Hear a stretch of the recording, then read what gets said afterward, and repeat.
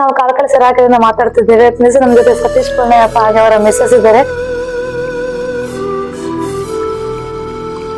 ಕಾಲು ಬೇರೆ ನನಗೆ ಇಲ್ಲಿಂದ ಟಾಯ್ಲೆಟ್ಗೆಲ್ಲ ಹೋಗ್ಲಿಕ್ಕೆ ಆಗ್ತಿರ್ಲಿಲ್ಲ, ಅಷ್ಟು ನೋವಿತ್ತು. ಅವರು ಹೇಳಿದ್ರು ನನಗೆ ಭಯಂಕರ ಇಂಪ್ರೂವ್ ಉಂಟು, ಭಾರಿ ಇಂಪ್ರೂವ್ ಇದೆ, ಒಂದ್ 2 ತಿಂಗಳಾಯ್ತು ಹೋಗುದು ಅಂತ ಹೇಳಿ. ಹಾಗೆ ನನಗೆ ಸುದ್ದಿ ಸಿಕ್ಕಿದ ಮರುದಿನ ಬಂದಿದ್ದೇನೆ ಅಲ್ಲಿಗೆ. ನಿಜವಾಗಿ ನನಗೆ ಕೈಕಾಲು ಭಾರಿ ಜೋರಿತ್ತು, ನೋವಿತ್ತು. 15 ವರ್ಷದಿಂದ 20 ವರ್ಷದ ಹಿಂದಿಂದಲೇ BP ಕೂಡ ಉಂಟು. ಈಗ ಅದೆಲ್ಲ ಭಾರಿ ಕಮ್ಮಿ ಆಗಿದೆ ನನಗೆ, ಎಲ್ಲ ಕಮ್ಮಿ ಆಗಿದೆ. ನನಗೆ ಅಲ್ಲಿ ಸೆರಕೆರೆಗೆ ಬರುವಾಗ ಮೇನ್ ಆಗಿದ್ದು ಗಂಟು ನೋವು, 2 ಕಾಲಿದ್ದು ಮೊಣಗಂಟು 2 ಕೂಡ ಕಂಡಪಟ್ಟೆ ನೋವಿತ್ತು ನನಗೆ. ಮತ್ತೆ ಕೂತ್ಕೊಳ್ಳಿಕ್ಕೆಲ್ಲ ಕೆಳಗೆ ಆಗುದೇ ಇಲ್ಲ, ಎಲ್ಲ ಮೇಲೇನೆ ನಿಂತುಕೊಂಡು ಇದು ಕೂಡ ಮಂಚ ಮತ್ತೆ ಟಾಯ್ಲೆಟ್ಗೆಲ್ಲ ಮೇಲೇನೆ ಎತ್ತರದ ಫಾರಿನ್ ಕಾಂಬಡದಲ್ಲಿ ಹೋಗ್ತಾ ಇದೆ. ಇಂಡಿಯಾದಲ್ಲೇ ಕೂತ್ಕೊಳ್ಳಿಕ್ಕೆ ಆಗುದೇ ಇಲ್ಲ, ಅಷ್ಟು ನೋವಿತ್ತು. ಅಂದ್ರೆ ನಿಮ್ಗೆ ಅದು ಗಂಟು ಏನಾಗಿತ್ತು ಹೇಳಿದ್ರು?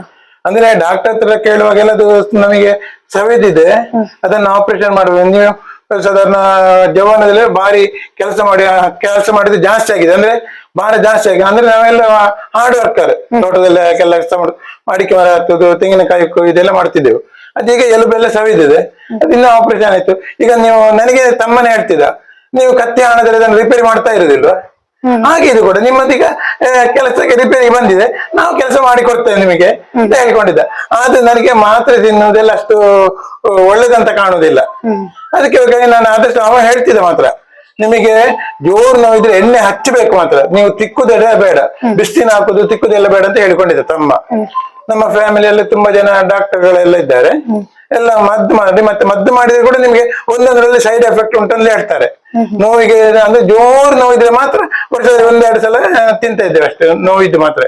ಜಾಸ್ತಿ ನಿಮಗೆ ಫಸ್ಟಿಗೆ ಲಿವರ್ಗೆ ಪ್ರಾಬ್ಲಮ್ ಬರ್ತದೆ, ಮತ್ತೆ ಕಿಡ್ನಿ ಪ್ರಾಬ್ಲಮ್, ಹಾರ್ಟ್ ಪ್ರಾಬ್ಲಮ್ ಎಲ್ಲ ಒಂದೊಂದೊಂದು ಬರ್ತದೆ ಅಂತ ಹೇಳಿದ್ದಾರೆ. ಅದಕ್ಕೆ ನಾವು ಎಂತ ಮಾಡ್ತಿರ್ಲಿಲ್ಲ. ಚೇಂಜಸ್ ಗೊತ್ತಾಯ್ತು ನಿಮ್ಗೆ ಮಾಡಿದ್ರೆ? ಈಗ ಅಲ್ಲಿಗೆ ಬಂದಂತ ನನಗೆ 1 ವಾರದಲ್ಲಿ ನನಗೆ ಆಟೋಮೆಟಿಕ್ ಕೊಟ್ಟಿದ್ದಾರೆ, ನಿಜವಾಗಿ 1 ವಾರ ಸರ್ವಿಗೆ. ಅದಂದ್ರೆ ನನಗೆ ಕಾಲು ನೋವು ತುಂಬಾ ಕಮ್ಮಿ ಆಯ್ತು. ಮತ್ತೆ 1 ವಾರದಲ್ಲಿ ನಿಮಗೆ ಇನ್ನು ಬೇರೆ ಬೇರೆ ಥೆರಪಿ ಕೊಡ್ತೇವೆ, ಮತ್ತೆ ವಾಟರ್ ಥೆರಪಿ ಎಲ್ಲ ಕೊಡ್ತೇವೆ ಅಂತ ಹೇಳಿದ್ರು. ವಾಟರ್ ಥೆರಪಿ ನನಗೆ ತುಂಬಾ ಕಮ್ಮಿ ಆಯ್ತು, ಕೈ ಕಾಲು ನೋವು. ಮತ್ತೆ ನನಗೆ ಅದರಲ್ಲಿ ಒಳ್ಳೆ ನಿದ್ದೆ ಬಂತು ಮಾತ್ರ. ಮತ್ತೆ 1-2 ದಿವಸ ಸ್ವಲ್ಪ ಪ್ರಾಬ್ಲಮ್ ಎಲ್ಲ ಆಯ್ತು, ಅಂದ್ರೆ ನನಗೆ ಇಲ್ಲಿ ಮೋಷನ್ ಎಲ್ಲ ಜಾಸ್ತಿ ಹೋಗುದು 1-2 ದಿವಸ, ಬೇರೆ ಎಂತ ಆಗ್ಲಿಲ್ಲ, ರಿಯಾಕ್ಷನ್ ಕೂಡ ಆಯ್ತು ಅದರಲ್ಲಿ ಈ ವಾಟರ್ ಥೆರಪಿಯಲ್ಲಿ. ಆನಂತರ ನನಗೆ ಅದು ಒಳ್ಳೆ ಇಂಪ್ರೂವ್ಮೆಂಟ್. ಮತ್ತೆ 1 ದಿನ ಬಿಡದೆ ಊರಿನವರಿಗೆಲ್ಲ ಹೇಳಿ ಕೆಲವರನ್ನ ಬರುವವರನ್ನ ಬನ್ನಿ ಅಂತ ಒಟ್ಟಿಗೆ ಕರ್ಕೊಂಡು ಬರ್ತಾ ಇದ್ದೇನೆ ನನ್ನ ನಿಜವಾಗಿ ಅಲ್ಲಿ. ಬರುವಾಗ ನಿಮಗೆ ನಂಬಿಕೆ ಇತ್ತಾ?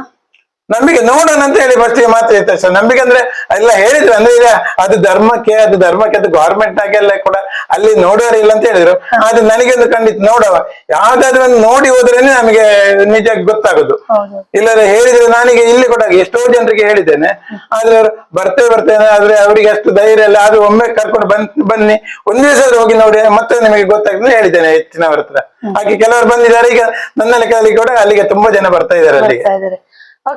ಬೆಡ್ ಮ್ಯಾಟ್ ಥೆರಪಿನ ಮನೆಯಲ್ಲಿ ಯೂಸ್ ಮಾಡ್ತಾ ಇದ್ದಾರಲ್ಲ, ಯಾಕೋಸ್ಕರ ಮನೆಯಲ್ಲಿ ಯೂಸ್ ಮಾಡ್ತಾ ಇದ್ದೀರಾ? ಅಂದ್ರೆ ಅಲ್ಲಿಗೆ ಬರ್ಲಿಕ್ಕೆ ನಮಗೆ ದಿನ ಬರ್ಲಿಕ್ಕೆ, ಇಲ್ಲಿಂದ ಬರ್ಲಿಕ್ಕೆ ಅಲ್ಲಿಗೆ ನಮ್ಮ ಹತ್ರ ಸ್ವಂತ ವೆಹಿಕಲ್ ಇದ್ರೆ ಅಲ್ಲಿಗೆ 1 ಗಂಟೆ ಬರ್ಲಿಕ್ಕೆ ಬೇಕು, 1.25 ಗಂಟೆ. ಬಸ್ಸಿಗೆ ಆದ್ರೆ 1.5 ಗಂಟೆ ಮಿನಿಮಮ್ ಬೇಕು, 3 ಗಂಟೆ ಅದು ಹೋಗ್ತದೆ. ಥೆರಪಿಗೆಲ್ಲ 3 ಗಂಟೆ ಹೋಗ್ತದೆ. ಅಂದ್ರೆ ಅರ್ಧ ಗಂಟೆ ಟೈಮ್ ಕೊಟ್ಟರು ಕೂಡ ಅಲ್ಲಿ ತುಂಬಾ ವೆಯ್ಟ್ ಮಾಡ್ಬೇಕು.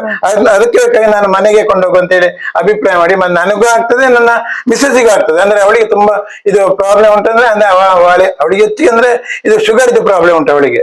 ನನಗೆ ಅದೇನಿಲ್ಲ, ನನಗೆ BP ಕೊಲೆಸ್ಟ್ರಾಲ್ 2 ಇರೋದು, ಮತ್ತೆ ವೆಯ್ಟ್ ಜಾಸ್ತಿ ಇದೆ ತುಂಬಾ. ಹೌದು, ನನಗೆ ಅಲ್ಲಿಗೆ ಬಂದಂದ್ರೆ ಎಲ್ಲ ಅವರು ಹೇಳಿದಾಗೆ ಅಲ್ಲಿ ನೀವು ಹೇಳಿಕೊಟ್ಟಾಗೆ ಮಾಡಿದ ಕಾರಣ, ಅಂದ್ರೆ ನಾನು ಎಲ್ಲ ಕಾಫಿ ಬಿಟ್ಟಿದ್ದೇನೆ, ಚಹಾ ಬಿಟ್ಟಿದ್ದೇನೆ, ಮಜ್ಜಿಗೆ ಎಲ್ಲ ಬಿಟ್ಟಿದ್ದೇನೆ. ಈಗಲೂ ಇವತ್ತಿಗೆ ತಗೊಳ್ಳಿಲ್ಲ ಇಲ್ಲ.